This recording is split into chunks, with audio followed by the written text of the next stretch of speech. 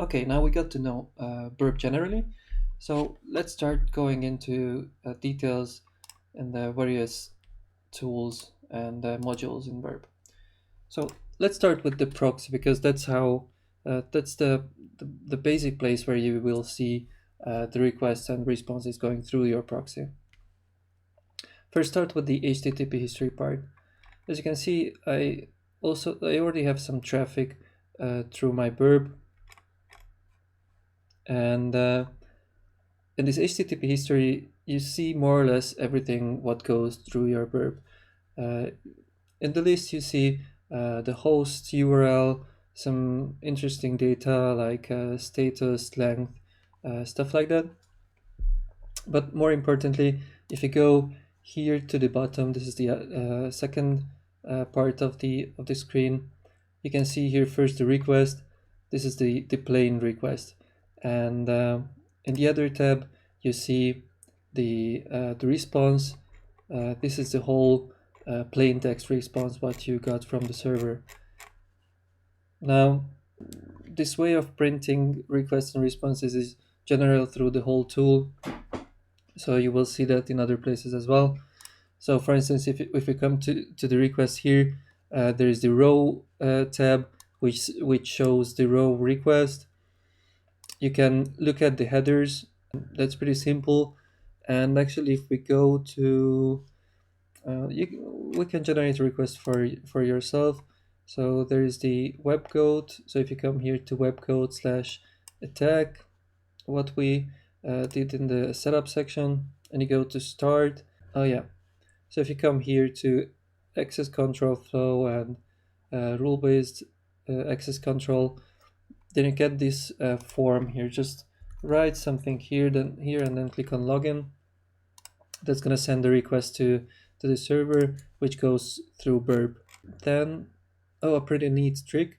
If you change the ordering of the request here from decreasing, then you can like follow the incoming requests all the time, because always the latest will be on the top, so you will always see as the requests are coming in.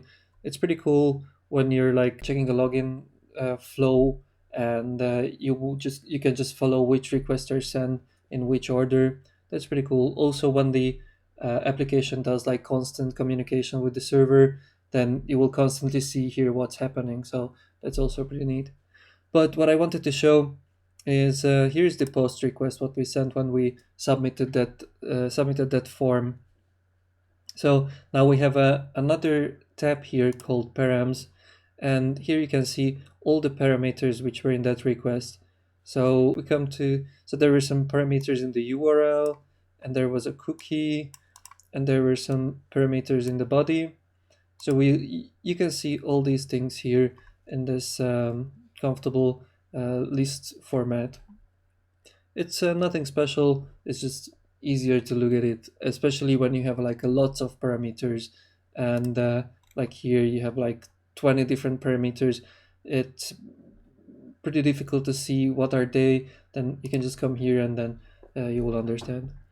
So then there's the headers tab. There's all of the HTTP headers, and there's a hexadecimal view as well, which I don't really use that much. And if you come to the response part, it's more or less the same. You can see the row response, you can see the response headers, you can see an hexa, and there's an HTML view which shows you without the header just the HTML, or if it's an XML, you will see here an XML tab, then you will see the XML file here. And then it's pretty useful, this render tab, that's gonna try to render the HTML for you. As you can see, it doesn't look really good, but what it does is that when you have like huge responses from the row, you have no idea which page was that. Then you can just come to the render, and although it's not loading the CSS, it's not going to execute JavaScript, etc. So it will look bad, but you will be still able to recognize which page that was. So it can be really useful if you just find the request here somewhere, because the request looks interesting, and then you check out the response and you want to see which page was that actually, then you come here to the render, and usually you can recognize which page that was. All right, so that's the request and response. You're gonna look at these things a lot, and yeah, there is a search field here. It's gonna be the same everywhere in Burp, so you can just say test, for instance, and then you will see that test was found once, and it's here. You can use this search field everywhere. It's gonna be very useful. Now, I said that you see all the requests here, what goes through Burp. That's not entirely true because there is a filter here. Usually I don't change that too much. The default filter is pretty good because it filters all the unnecessary things and it lets you focus on the responses and requests which actually have some interesting data in them. Sometimes you need to edit it, like if, as I said, like if there's a constant communication between the server and you just have too many requests and responses, then you can try to create a filter here to filter out those requests, again, to be able to focus only on the important stuff. And now the first tab here, this intercept. So as I said, Burp is an intercepting proxy. That means that we can stop the request before going to the server. So let's actually try that out. I turn the intercept on and I come back here and I will submit this form again, test, and log in. And first you will see that the page is waiting, and Burp says there is something here, and the page is waiting because the request was stopped at the proxy. So this request hasn't gone yet to the server. It's waiting for you to either forward it to the server or drop it. If you drop it, then it's never gonna get to the server. The client will not get any response, so it will time out or something. And the good thing with this is that you can just come here and say that I want to test instead of the password test, and then you click on forward, and we come here and we'll see that it was submitted. And we have another tab here. It says there was an original request which contained the password test, and there was an edited request which contained the password and you will also see here that it was an edited request. It's good when you have lots of requests in the history and then you try to look it up, and then it's going to be easier to find. The good thing with this whole intercepting thing, and there are different use cases when you want to use this. One, for instance, when you're trying out something new, like you try out you're testing the login mechanism in the application, and you want to see every request which will send during the login, then you come here, you turn on the intercept and start the login procedure, and you will always have to come back here and say forward in every request, but at least you will see exactly what requests were sent. You will also see that in the HTTP history here, but it's better sometimes to look at it on the fly and really look at it and see what's going through. In some other cases, it will be difficult to work with the request in another way, because, for instance, some Java frameworks which generate the UI, so there is it's a single page UI with lots of JavaScript, and only the JavaScript communicates with the server, and sometimes they have like serial numbers, so every request is a serial number and the response has the incremented serial number. Then it will be pretty difficult to use the other tools in the Burp suite, because you always have to take care of this serial number. And for me, usually the easiest was to, in such cases, to just use the browser UI and then stop request here in the intercept and edit the request in the intercept here. It will be much slower than using the different automated tools, but sometimes you don't have any other choice. So That's how the intercept works. There is no magic here. It's that simple. And just a quick word about WebSockets. I don't really want to show this here, but what happens is that if the browser is communicating with the web through the WebSocket technology, then you will see that here. That's it. Now let's go into the options. So since this is the proxy part of Burp, you can set up the proxy here. We have already seen this when we set up our whole environment, but let's see quickly the details. So if you come here to the proxy listener and you say edit, then you can change a few things here. Now the proxy is listening on the local host. You can see it here, and it says here loopback only. That means that it listens on the local host. But you can use other interfaces as well. Usually it's not necessary, but in some cases it might be. For instance, you have on your normal machine a licensed burp, and you have to test in a virtual machine because you're testing some rich clients and you need to use it in a virtual machine, and then you cannot install another burp in the virtual machine.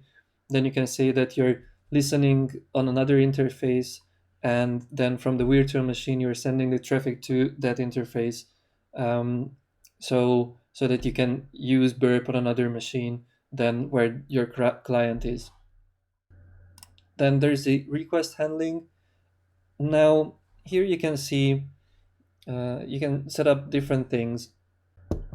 The redirect to host and port means that it doesn't matter where the requests were originally sent. Burp will redirect it to this host and this port and ignore the original URL of the request. Why it is good? Sometimes I usually use it when I test something which is not proxy aware, usually rich clients. So you cannot really set up to use a proxy. Then you have to trick the rich client to send the data through the Burp proxy. Sometimes you can use the proxy settings of the operating system, but sometimes you cannot. So when you cannot, you can do tricks like changing the host file in your operating system to resolve the host name to localhost. So the host name where your application running, you resolve it to the localhost IP. And then when the browser tries to load the service, it resolves the host name and gets the IP of the local host, then sends all the requests to the local host where Burp is going to listen. And then in Burp, you can say here the IP where the service actually is and the port where it listens. So when Burp receives the traffic from the client on localhost, Burp can redirect it to the service, and the client will not really see that. If you have some problem with that, you can always use this support invisible proxying. It's exactly for that. When the client doesn't know anything about proxying, then you can say that, and then Burp will not use the same proxy technology as normally. So it won't use the connect request, but it's just gonna forward the request to the server. There's the certificate part. Now, I already mentioned earlier that uh, Burp works pretty well with SSL websites, but of course there are difficulties here. First of all, let me draw it for you. You're gonna love my drawings. Here we have one box. It's our browser. And we have here another box that's called Burp. And a third box, and that's the server. Now, usually when you want to do SSL, then what you need to do, it's general when you proxy SSL, you need to build two SSL tunnels. So it's SSL1 and SSL2, because that's the only way Burp will see the traffic going in the SSL tunnel. Because if you don't do that, then Burp is only gonna see encrypted traffic. Now, for Burp to be able to build these two tunnels, it has to use some kind of certificate here. So here is a certificate, but but it cannot use the certificate from the server. So when it builds this tunnel, the server is going to send a certificate to Burp, but Burp cannot use that, cannot forward it to the client, because he doesn't have the private key for that certificate. So he wouldn't be able to decrypt the traffic coming from the client. So Burp has to generate his own certificate and send that certificate to the client. And in that case, when the client sends data, Burp will be able to decrypt that with his own private key to this certificate, and then he can communicate with the server again with his own private key and the certificate of the server. That works pretty fine. And here, these are the settings to tell Burp how to set up this certificate. First, you can use a simple self-signed certificate. There's no magic there. Burp will just generate a self-signed certificate. Then you can generate a certificate using the hostname received from the server, or the common name received from the server, and then signing it with the certificate authority of Burp. So Burp has a certificate and a private key for that, and he's going to sign that with this certificate authority.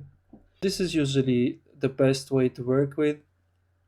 The third option is when you're testing a reach client, and the reach client does some tests on the certificate, and it has to have some specific hostname or something.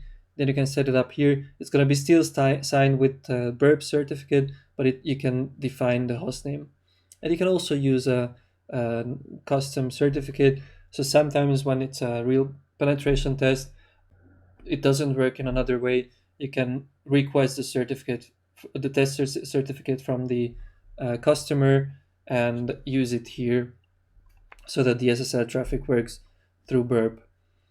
Now, I want to show you what this exactly means, this generated certificate. So I'm gonna go to a page which have SSL, like Gmail. Yeah, you see, I immediately got this picture which says that something is wrong. Sometimes you can just accept this. In this case, you cannot. What we can do now. So the problem is that Burp sends his own certificate to the browser because he tries to encrypt the SSL traffic to Gmail. But the browser doesn't know this certificate. It's an untrusted thing. That's why you have to tell the browser to trust this certificate. For that, you need to import the certificate of Burp. So we can just come here to Burp, and that's gonna just talk with the proxy. And there is this CA certificate menu item, and then you click on that, and you can download it, and then come to Preferences, Advanced Certificates, and then say View Certificates, and in the authorities you say Import, and then import the certificate what you got from Burp. And yeah, let's trust it for everything, and then say okay, and close. Now let's try to reload the gmail.com. Oh yeah, it was intercepted by the intercepting proxy.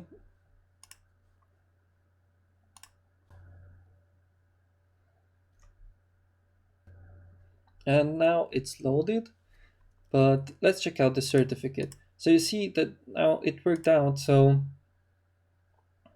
it says connection is secure, but here you immediately see that verified by port trigger. And if you go to more information, view certificate, you can see that the common name is what comes from Gmail, but everything else is Portswigger. Portswigger is the company developing Burp. So what happened is that Burp got this certificate from the Gmail server, which had the common name accounts.google.com, and then he took that certificate, generated a new one, and signed it with his own certificate authority, the one which we just imported in the browser. And that's why we don't get any more error messages when we try to load the page because Burp certificate is already trusted. And now here you can see that although it was SSL, you can see the response and the request because as I showed you on the picture, Burp was able to create the two SSL tunnels, and this way can see the contents of the tunnels. Okay, let's go back to the options. Intercepting client requests. Here you can fine-tune if which request should be intercepted when you turn the interception on. The point here is that even when the intercept is on, it's not necessary to intercept every request. Like you can see here that it's not necessary to intercept things like JPEGs or stuff like that. So you can fine tune your interception here. Usually you don't need to change that, even if you have some special requirements in the test, then you might add something here. But usually I don't do that. There's another part, intercepting server responses. That's something more useful. It's the same as intercepting the request. You can fine tune which server responses should be intercepted. As you could see now, at the moment, let's try that again. So I turn intercept on and I say again test. Then the request was intercepted and I forwarded, but the response is not intercepted. So why is that? You can also see that like lots of JavaScript were not intercepted because it's not necessary. But what usually annoys me that I intercept the request, but the response is not intercepted. Although I would like to see what was the response for that request, what I intercepted. But you can easily do that here. It says you need to turn on intercept responses based on the following rules. And then you say that, yes, here, or request was intercepted. That means that if the request was intercepted here, then the response is going to be intercepted as well. So if we send this request again and say login and come back here, then I click on forward, and then we see the response to that request because we said that we want to see every response where the request was also intercepted. Okay, let's continue. Now you can see do lots of things here, which I will not go in details. Like you can modify responses or modify requests. Like if you want to change the same thing in every request which goes through, then you can set up a match and replace, and then when the request goes through the proxy, even if it's not even intercepted, then Burp can automatically change some parts of the request for you. It could be useful, but it's not something what I use all the time. The rest is also not that interesting. SSL pass-through is if you want to say that you want to just let some SSL connections through without looking at it, then Burp will let those connections through and do nothing with that. The miscellaneous part is pretty straightforward, so I'm not gonna go into that. Yeah, more or less that's the proxy tool. Just to recap, in the history you see all the requests, what you've seen. You will come back a lot here to see what went on, to look at requests and responses. And you can use the intercepting part to stop requests before going to the server, and then stop the responses before going back to the client, and so modify them on the fly or just look at them. It's pretty useful. And in the options part, you can fine tune lots of things, like fine tune your proxy, the interception rules, or modify requests and responses on the fly. All right, that was a proxy module. So now you can try it out yourself, play a little bit with it, and when you're ready, then continue with the next module. Thanks. Bye.